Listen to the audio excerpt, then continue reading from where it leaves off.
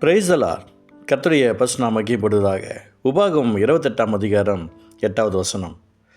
டியூட்டரோனமி chapter 28 verse 8. கர்த்தர் உன் களஞ்சியங்களிலும் நீ கையிடும் எல்லா வேலையிலும் உனக்கு ஆசீர்வாதம் கட்டளையிடுவார். உன் தேவனாகிய கர்த்தர் உனக்கு கொடுக்கும் தேசத்திலே உன்னை ஆசீர்வதிப்பார். எனக்கு பிரியமானவர்களே, கர்த்தருடைய ஆசீர்வாதம் ஒரு மனுஷனுடைய வாழ்க்கையில் கடந்து வருவதற்கு சில சட்டத்திட்டங்கள் அவசியமாக இருக்கிறது. ஒவ்வொருத்தருடைய வாழ்க்கையிலையும் ஏதாவது ஒரு அசம்பாவிதங்கள் இருக்க தான் செய்கிறது. சிலருடைய வாழ்க்கையில் அவர்களாகவே பாதிக்கப்படுவார்கள். சிலருடைய வாழ்க்கையில் குடும்ப பகையினால் பாதிப்பு வரும். சிலருக்கு ஆக்சிடெண்ட்டாகவும் இருக்கும், இன்சிடெண்ட்டாகவும் இருக்கும். ஒவ்வொருடைய லைஃப்பில் ஒரு விதமான காரியங்கள். சிலருடைய வாழ்க்கையில் சாபங்களால் வந்த பிரச்சனை. அப்பா அம்மா ரொம்ப நல்லா இருப்பாங்க, ஆனால் பிள்ளையோட லைஃப் ரொம்ப ஸ்பாயிலாக இருக்கும்.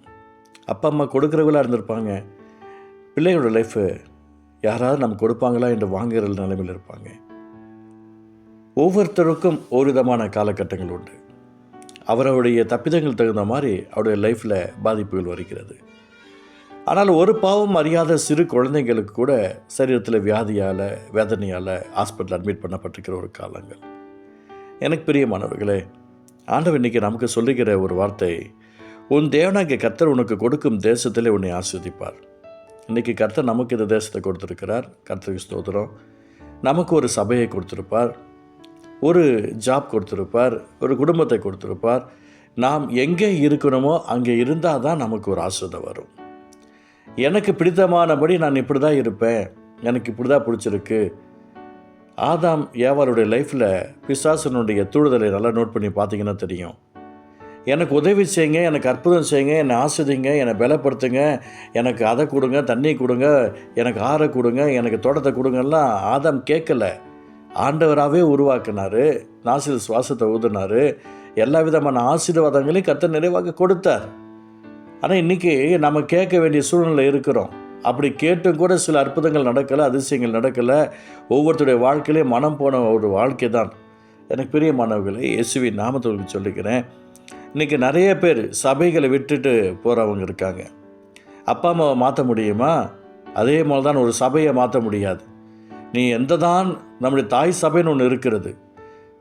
இன்றைக்கி பார்த்திங்க அப்படின்னா ஆர்சிசி, எஸ்சிடிஎல்சி இந்த மாதிரி நான் சொல்ல விரும்பலை. நம்மளை கிறிஸ்துவுக்குள் நடத்துகிறவர்கள் நம்மை குறித்து உத்தரவாதம் பண்ணுகிறபடினால் என்று அழக வசனம் சொல்லுகிறது அல்லவா? அப்போ இன்றைக்கி ரட்சிக்கப்பட்டு கர்த்தருடைய நாமத்தை மகிமைப்படுத்தும்படியாக நமக்கு எந்த சபை சொல்லப்பட்டிருக்கிறதோ, யார் நம்மை நடத்தியிருக்கிறார்களோ, யார் நமக்காக உத்தரவாதம் பண்ணிக்கிறார்களோ, அவர்களுடைய வாழ்க்கையில் எப்படி இருக்கிறதோ அவர்களை பொறுத்து தான் அந்த தேசத்தில் கர்த்தர் அவர்கள் ஆஸ்வதிக்க முடியும். எத்தனையோ பேர் எனக்கு தெரியும், இந்த சபை விட்டு போன எத்தனையோ ஜனங்கள் எனக்கு தெரியும். ஆனால் ஒருவரும் நல்லா இருக்காங்க நான் சொல்ல முடியாது. நம்ம கூட இருக்கிற வரைக்கும் சந்தோஷமாக இருந்தாங்களே, பரிசுத்தமாக இருந்தாங்களே, கர்த்தருக்காக சாட்சியாக இருந்தாங்களே, உத்தமமாக இருந்தாங்களே, உண்மையாக இருந்தாங்களே, இன்றைக்கி வேறு சபைக்கு போகிறாங்க, சாட்சி இல்லை. பரலோகம் போவாங்களான்னு கிடையாது, சொல்ல முடியாது. அப்புறம் எதுக்குங்க சொல்கிற அந்த காரியங்கள்? உன் தேவனாகிய கர்த்தர் உனக்கு கொடுக்கும் தேசத்திலே உன்னை ஆசீர்வதிப்பார். நீங்கள் பார்த்தீங்க அப்படின்னு சொன்னால் சிலர்லாம் பார்த்தீங்கன்னா ஒரே சபையில் இருப்பாங்க, பல பாஸ்டர்ஸை தொடர்பு வச்சுருப்பாங்க. அவங்களுடைய லைஃப்பில் செக் பண்ணி பாருங்கள், நன்மையை பார்க்க முடியாது, ரொம்ப கஷ்டம். நிறைய பேர் அந்த மாதிரி எனக்கு தெரியும். எனக்கு பிரியமானவர்களே, அதே போல் பார்த்திங்கன்னா இன்றைக்கி வேலை செய்கிற இடத்துல கூட அவங்கவுங்க செய்ய வேண்டிய வேலையை உண்மையாக உத்தமாக செய்ய மாட்டாங்க. உண்மையாக செய்கிறவங்கள் ஆஸ்வதிக்கப்பட்டுக்கிட்டே இருப்பாங்க, ஜம்ப் ஆகிட்டே இருப்பாங்க. சம்பளம் என்ன 5,000 8,000 வாங்கிட்டு இருப்பாங்க. 50,000 மாறும், 1 லட்சம் மாறும், 1.5 லட்சம் மாறும், 2 லட்சம் மாறும், போயிட்டே இருக்கணுங்க, போயிட்டே இருக்கணும். உங்களுக்கு இந்த சேலரி உங்களுக்கு 10,000 வாங்குறீங்களா, அது பக்கத்தில் 2 சைபர் போட கிருபை செய்யுங்கப்பான்னு ஜெபம் பண்ணுங்க. அந்தளவுக்கு உங்களை தகுதிப்படுத்திக்கோங்க. நீங்கள் எந்த வேலைக்கு போகிறீங்களோ இந்த வேலையை எனக்கு கொடுத்துக்காய் ஸ்தோத்திரம் என்று சொல்லுங்கள். அந்த வேலை மூலமாக தான் நமக்கு ஒரு ஆசீர்வாதம். நீங்கள் எங்கே இருக்கிறீங்களோ நீங்கள் உடனே அங்கே இருக்கிற பெரிய ஆளை நினச்சிக்கிட்டு அவங்களோட உங்களை கம்பேர் பண்ண வேண்டாம். என்றைக்குமே கம்பேர் பண்ண வேண்டாம். என்றைக்குமே அந்த விஷயங்களை நம்ம ரொம்ப கவனமாக இருக்கணும். உன் தேவனுக்கு கர்த்தர் உனக்கு கொடுக்கும் தேசத்தில் உன்னை ஆஸ்வதிப்பார். ஆண்டவர் என்றைக்கு எங்கே யாரை ஆஸ்வதிக்கணுன்றது அவருக்கு தெரியும். அதனால் என்னை ஆசீர்வதிங்கன்னு சொல்லி நம்ம கேட்க தேவையில்ல. ஆனாலும் சில விஷயங்களை நாம் சரிப்படுத்தி கொள்ள வேண்டும். எந்த மாதிரி விஷயம்? இன்றைக்கி நம்மளை எங்கே கர்த்தர் கொடுத்துருக்கிறார், எந்த குடும்பத்தில் கொடுத்துருக்கிறார், எந்த ஃபெலோஷிப்பில் கொடுத்துருக்கிறார், அதிலெல்லாம் நம்ம கவனித்து பார்க்கணும். அதில் நம்ம சரியாக இருந்தால், உண்மையாக இருந்தால், உத்தமமாக இருந்தால், ஆண்டவர் இயேசுவின் நாமத்தில் நான் சொல்லிக்கிறேன், உன் தேவனாகிய கர்த்தர் உனக்கு கொடுக்கும் தேசத்திலே உன்னை ஆசீர்வதிப்பார் என்ற வார்த்தையின் பிரகாரமாய் நிச்சயமாக அந்த ஆசீர்வாதம் உங்களுக்கு வந்து சேரும். படிக்கிறதுக்கு உங்களுக்கு ஒரு காலேஜை கொடுத்துருங்க, அந்த காலேஜ்லேருந்து படிங்க. அதை காட்டில் இன்னும் வேறு காலேஜ் வந்தோடனே அந்த காலேஜ் சூப்பர், இந்த காலேஜ் ஒர்ஸ்ட் அப்படின்னு சொல்லாதீங்க. நீங்கள் ஜாயின் பண்ணுறதுக்கு முன்னாடி உங்கள் ஸ்கூல் நல்ல பேராக இருக்கும், உங்கள் காலேஜ் நல்ல காலேஜ்னு நினச்சிருப்பீங்க. ஜாயின் பண்ணதுக்கப்புறம் யாரோ எவ்வளோ பேச்சு கேட்டுக்கிட்டு இது சரியில்லை அது சரின்னு சொல்லிட்டு உட்காந்துருப்பீங்க.